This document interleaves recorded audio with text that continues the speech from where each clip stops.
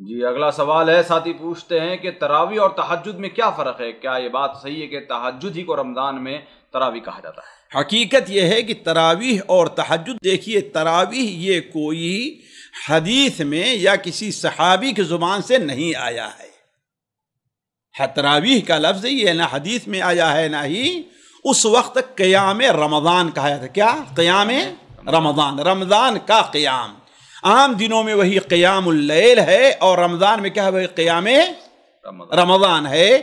اسی لیے دیکھیے بہت سے علماء، عموماً علماء احناف بھی اس طرف گئے ہوئے ہیں کہ ہاں تہجد اور تراویح دونوں الگ الگ نماز نہیں ہے بلکہ دونوں ایک ہی چیز ہے، وہی چیز ہے۔ اب مثال کے طور پر آپ یہ دیکھیے، روزہ رکھنا کوئی نئی چیز نہیں ہے، لیکن رمضان میں روزے کی ایک اہمیت کیا ہے کہ وہ اسلام کا رکن ہے، اسلام کا ایک رکن ہے۔ لیکن دوسرے مہینوں بھی روزہ رکھا جا سکتا ہے، چند ان 5 دنوں کے علاوہ جس سے منع کیا گیا ہے، باقی ہے نا۔ اسی طریقے سے تہجد کیا ہے؟ پورے سال میں ہے، تہجد پورے سال ہے، البتہ رمضان میں اس کی اہمیت ہے اور لوگوں کی آسانی کے پیش نظر اسے اول رات میں کر دیا گیا ہے۔ اسی لیے صحیح بخاری میں حضرت عمر رضی اللہ تعالی عنہ جب عبد القارئ شاید ہیں ان کے ساتھ باہر نکلے تو دیکھا کہ لوگ پڑھ رہے ہیں، تو انہوں نے کہا کہ نعمت البدعہ، اور فرمایا کاش کہ یہ نماز جس وقت میں جا کر پڑھ کر کے سو جاتے ہیں اس وقت میں پڑھا کرتے تو بہتر رہتا، یعنی اول رات کے بجائے کب پڑھتے وہ؟ آخری رات۔ اس واقعے سے یہ بھی پتا چلتا ہے کہ حضرت عمر رضی اللہ تعالیٰ عنہ لوگوں کے ساتھ تراویح میں شریک نہیں ہوتے تھے، صحیح بخاری شریف کے اندر ہے۔ وہ کیسے؟ وہ کہا، خود کہتے ہیں کہ ہم لوگ، آپ نے ایسا کہا تو ایک دن حضرت عمر کے ساتھ نکلے تو دیکھا کہ لوگ مسجدوں میں نماز پڑھ رہے ہیں، ہے نا۔ اس کا مطلب کیا ہے؟ حضرت عمر رضی اللہ عنہ نے آخر ہی رات میں پڑھنے کا اپنا التزام کیا تھا، اسی کا اہتمام کرتے تھے۔ جی یعنی تراویح اور تہجد ایک ہی، اگر تراویح اگر لفظ بولا جائے تو کوئی حرجہ نہیں، لا مشاحۃ فی الاصطلاح۔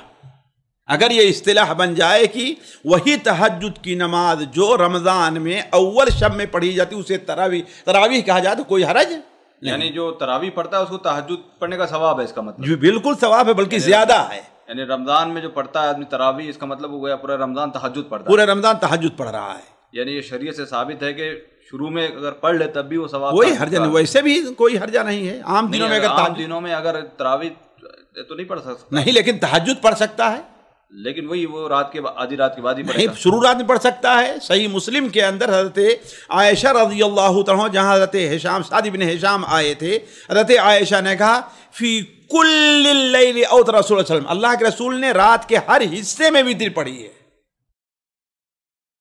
ہے نا۔ لیکن زیادہ بہتر وقت کیا ہے تہجد کا؟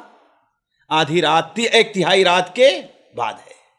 ورنہ تہجد اگر کوئی انسان، مثال کے طور پر ایک شخص ہے عشاء کی نماز پڑھا، اس کے تھوڑی بات سوچے کہ ہم تہجد پڑھ کر کے سوئیں گے تو کوئی حرج نہیں ہے، لیکن زیادہ ثواب اور باعث اجر کیا ہے؟ وہ آدھی رات کے بعد ہے۔ جی آدھی رات یا 1/3؟ 1/3 رات کے بعد۔ دونوں میں کیا فرق ہے؟ تہائی، آدھی اور تہائی میں بہت فرق ہے بھائی، آدھے اور تہائی میں فرق ہی نہیں۔ 3 حصے میں تقسیم کیا 3 حصے میں تقسیم کیا جائے۔ مثال کے عام طور پر یہ 2 بجے کے بعد کا وقت ہوتا ہے، عام طور پر کیا ہے؟ 2 بجے کے بعد کا وقت ہوا کرتا ہے۔ جی اگلا سوال ہے، ساتھی پوچھتے ہیں کہ کیا یہ صحیح ہے کہ تراویح سنت ہے اور تہجد نفل ہے؟ اللہ کے بندے، فرض کے علاوہ جتنی چیزیں ہیں ساری کے ساری نفل ہیں۔ جی فرض کے علاوہ جتنی چیزیں کیا ہیں؟ ساری کے ساری نفل ہیں۔ اب لوگوں نے، فقہا نے لوگوں کی آسانی کے لیے وہ چیز جس کی تھوڑی سی تاکید ہے اس کو سنت کہہ دیا، اس کی تاکید نے اس کو کیا کہہ دیا؟ تہجد کہہ دیا۔ تہجد کی نماز بھی اللہ کے رسول کی سنت ہے کہ نہیں سنت ہے؟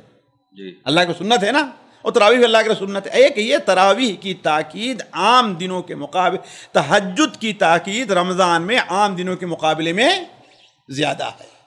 جی یعنی دونوں کو سنت مؤکدہ کا ہی درجہ دیا جائے گا؟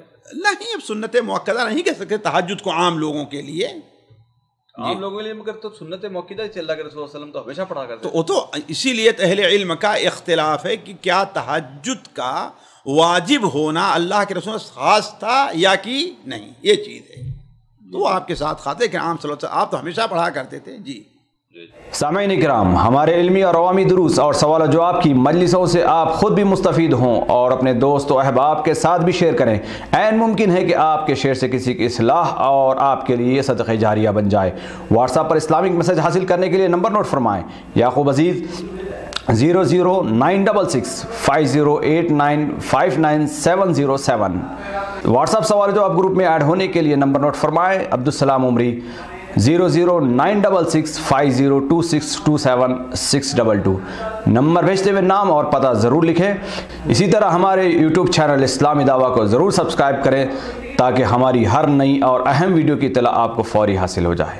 تمام دروس، مقالات اور سوال و جواب سیریز کے لیے ہماری مشہور ویب سائٹ www.islamidawah.com کا مشاہدہ کرتے رہیں۔ السلام علیکم ورحمۃ اللہ وبرکاتہ۔